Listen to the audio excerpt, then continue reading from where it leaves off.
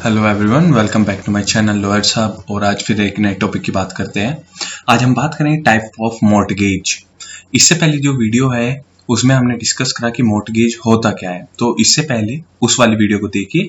उसका link description में और ऊपर जो है वीडियो में आइकन आ रहा होगा, आप उस पर क्लिक करके जा सकते हैं। चैनल को सब्सक्राइब करिए, वीडियो को लाइक करिए और शेयर करिए।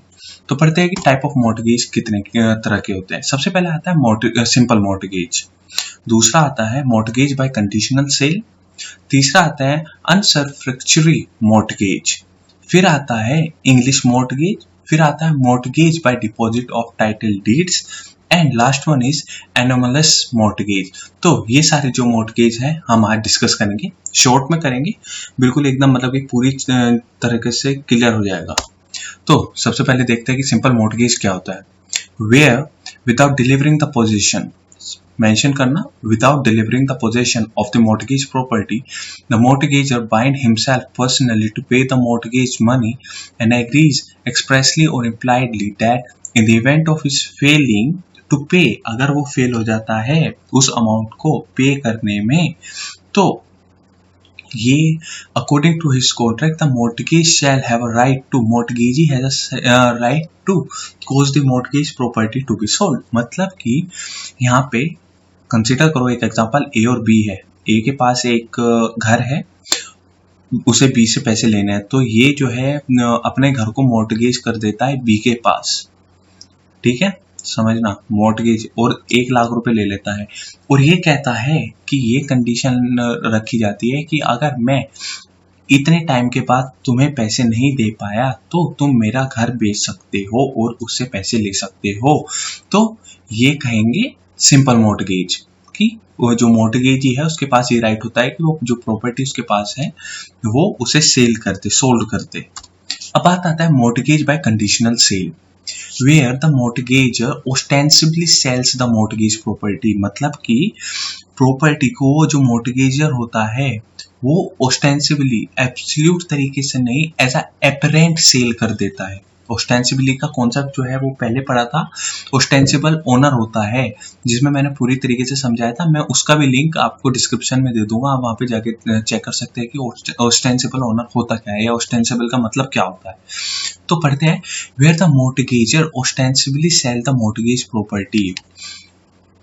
और कौन कौन सी कंडीशन लगती है? On condition that on a default of the payment of the mortgage money on a certain date the sale shall become absolute. ये मतलब है कि मॉर्टगेजर जो पैसे ले रहा है, जो जिसे लोन की जरूरत है, जिसे 1 लाख रुपए की जरूरत है, वो दूसरे को जिससे वो पैसे ले रहा है उसे प्रॉपर्टी जो है वो बेच देता है ऑस्टेंसिबली। मतलब कि प्रॉपर तरीके से नहीं, पूरे तरीके से नहीं बेचता, अब भी उसका जो मॉर्टगेजर का है उस पर अधिकार रहता है प्रॉपर्टी पे, लेकिन वो एक तरह से बेच देता है उसे। किस कंडीशन पे? अगर वो जो पेमेंट उसने ली है, जो 1 लाख रुपए उसने लिए या 1 लाख से ज्यादा जितने भी पैसे उसने लिए हैं, जितनों के लिए उसने मॉर्टगेज पे रखा था अपना घर, तो अगर वो नहीं पे कर पाता है, उसने डेट फिक्स करी थी 25 तारीख को, अगर वो नहीं कर पाता है पे, तो यहाँ पे जो होगी, जो सेल होगी वो एब्सोल्यूट हो जाएगी। मतलब जो मॉर्टगेजी था वो एब्सोल्यूट ओनर बन जाएगा प्रॉपर्टी का। फिर आती है condition, on condition that on such payment being made the sale shall become void, कि अगर वो उस डेट से पहले पैसे दे देता है मॉर्टगेजी को जिसके पास उसका घर है, तो जो ये होगी, ये ऑटोमेटिकली जो है वॉइड हो जाएगी। मतलब कि जो सेल हुई थी, जो घर का बेचना हुआ था, वो वॉइड हो जाएगा। फिर से जो घर था वो किसके पास आ जाएगा? जिसका वो घर था, मॉर्टगेजर के पास। फिर आता है on a condition that on such payment being made the buyer shall transfer the property to the seller. इसमें ये है कि अगर एक आखिरी कंडीशन ये आती है कि जब पैसे दे दिए जाएंगे, जो मनी लिए गए थे, 1 लाख रुपए लिए गए थे, एग्जाम्पल जो मैं लेके चल रहा हूँ, ए ने बी से 1 लाख रुपए दिए और अपना घर बी को दे दिया, तो यहाँ पे क्या करेगा वो? अगर वो उसकी पेमेंट कर देता है जो पैसे उसने लिए हैं, तो अब जो ऑस्टेंसिबल सेल जो हुई थी उसकी घर की, वो जो होगी वो रीट्रांसफर हो जाएगी वापस मॉर्टगेजर के पास, अगर वो पैसे पे कर देता है। तो ये हुआ आपका मॉर्टगेज बाय कंडीशनल सेल। अब बात आती है अनसर्फैक्चरी मॉर्टगेज की। इसमें क्या होता है, मॉर्टगेज जो मॉर्टगेजर होता है जिसने पैसे लिए हैं, ए और बी है, ए ने पैसे लिए 1 लाख, अपना घर कहाँ पे है उधर रखा उन्हें, बी के पास। तो यहाँ पे क्या करता है वो, यहाँ पे मॉर्टगेजर जो है उसकी जो डिलीवरी कर देता है, जो पोजेशन होता है, जो कब्जा होता है उस घर पे, वो मॉर्टगेजी को दे देता है जिससे उसने पैसे लिए हैं। सबसे पहली कंडीशन क्या होनी चाहिए कि यहाँ पे जो होगा डिलीवरी ऑफ पोजेशन हो जाएगा, मतलब कि पोजेशन में आ जाएगा जो मॉर्टगेजी है जिससे उसने पैसे लिए हैं, वो उस प्रॉपर्टी के पोजेशन में आएगा। और जो भी उस प्रॉपर्टी से जो भी उसे पेमेंट आ रही है, जो भी रेंट आ रहा है, जो भी प्रॉफिट हो रहा है, वो सारा जो होगा वो किसके पास चला जाएगा, ऑटोमेटिकली मॉर्टगेजी के पास। सोचो, इसमें रेंट पे रह रहे थे, जो ये घर इसने यहाँ पे मॉर्टगेज करा उसमें 10,000 रुपये महीने के हिसाब से जो थे किराएदार रह रहे थे। तो अब जो भी उसका प्रॉफिट और रेंट होगा वो जो होगा वो ऑटोमेटिकली मॉर्टगेजी के पास सारा जो है वो चला जाएगा। In lieu or in payment of the mortgage money or partially in lieu of the interest, partially in payment of the mortgage money। यहाँ पे सबसे पहली बात आती है where the mortgage deliver। सबसे पहले डिलीवरी ऑफ पोजेशन होना चाहिए प्रॉपर्टी का, जो कि मॉर्टगेज प्रॉपर्टी रखी गई है किसके पास होगा, वो डिलीवरी ऑफ पोजेशन मॉर्टगेजी के पास। और उसे जो है मॉर्टगेजर ऑथराइज करता है कि वो उसमें से जो भी प्रॉफिट हो रहा हो वो ले सकता है, और सर्टेन डेट पे वो पेमेंट करके वो सारा जो भी उसका, मतलब एक तरह से कहे कि जो उस प्रॉपर्टी पे पोजीशन था, उस घर पे जो पोजीशन था, वो वापस ले सकता है मॉर्टगेजी से। अब बात आती है इंग्लिश मॉर्टगेज की। इसमें अगर हम पढ़े where the mortgagor bind himself to repay the mortgage money on a certain date.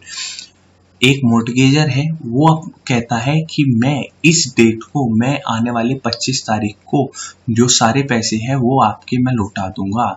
And वो जो है वो ट्रांसफर कर देता है, जो प्रॉपर्टी थी, जो घर था, वो एब्सोल्यूट तरीके से मॉर्टगेजी के नाम पे ट्रांसफर कर देता है। एब्सोल्यूट तरीके से मतलब कि उसका अब इस पे कोई अधिकार नहीं है। पर क्या प्रोविजन होगा यहाँ पे, प्रोवाइडेड डेट कि अगर वो उस डेट पे जो मॉर्टगेज मनी है, मॉर्टगेज जो उसने उधार लिया है, 1 लाख रुपए जो उसने उधार लिए हैं, अगर वो उन्हें पे कर देता है, समझ रहे हो, अगर वो उन्हें पे कर देता है तो जो वो होगा, जो उसका ट्रांसफर हुआ था घर का, वो रीट्रांसफर हो जाएगा वापस से, जो मॉर्टगेजर था वो उसका मालिक बन जाएगा। यहाँ पे इंग्लिश मॉर्टगेज में एब्सोल्यूट ट्रांसफर होता है प्रॉपर्टी का, ध्यान रखना। बात आती है mortgage by deposit of title deeds. इसकी अगर हम बात करें, where a person in any of the following, सबसे पहले समझने की बात ये है, जो ये कॉन्सेप्ट है mortgage by deposit of title deed, ये कुछ ही जगह पे प्रिविलेंट है। हर जगह पर ये चीज, जो इस तरीके का मॉर्टगेज है वो लागू नहीं है। ये जैसे कलकत्ता, मद्रास, बॉम्बे जो थे उनमें लागू था इस तरीके से मॉर्टगेज करना, या जो गवर्नमेंट, जो स्टेट गवर्नमेंट है उसके पास ये अधिकार है कि वो नोटिफिकेशन के द्वारा, ऑफिशियल गैजेट में नोटिफिकेशन के द्वारा कि किसी भी स्टेट में लागू कर सकते हैं कि हाँ, हम अपने स्टेट में मॉर्टगेज बाय डिपॉजिट ऑफ से टाइटल डीड एक्सेप्ट कर रहे हैं, अब वो मतलब कि एक तरह से इम्प्लीमेंट कर रहे हैं स्टेट में।